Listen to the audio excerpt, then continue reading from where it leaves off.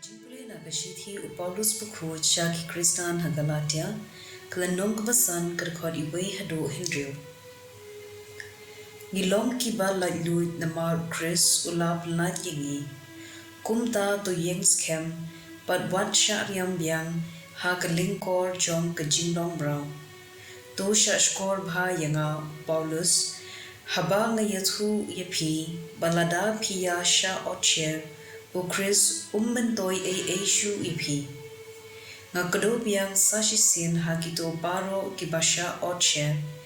ba kite yarade bandrakhe yaga ain baro kawai uno na phi bowat jingman hok naga an ulat khat no yarade now Chris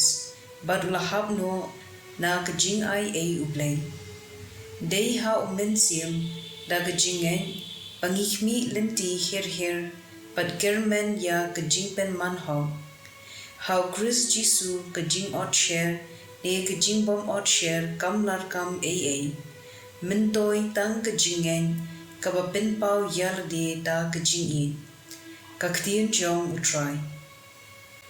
kasam shispa khat khandai gat khot sa phuwei sa phulai sa phusan sa phunyo hadu sa phupra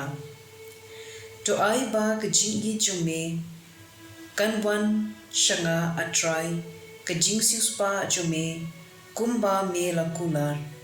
wat shimno ya ktien kajing chisha na kashintur jonga na ba nga shanya ha kirai jume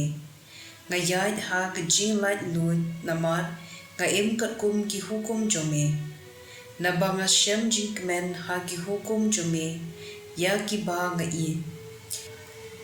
nga buram bat nga i ya ki hukum jume pat ngan puson ya ki riti niam jume ka gospel katkum Lucas bukhut lanong kapakhatway kadkhot laipu hinyo hadu sa huway haba Jisu ula depgren way upharisi ula khot sobha ya u banlet bam badu kumta ula len ban ula shobam upharisi ula lingo haba ula yoi ba u Jisu umsham thet shwa banbam kumta utrai ula ong hau Maphi ki pharisi pipen khuit ya kakhuri bad kaplyang na shabat Henry shapo jillay tang kakam khwan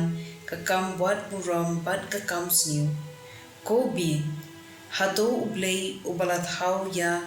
kabasya bar shem lathawru ya kabasyapo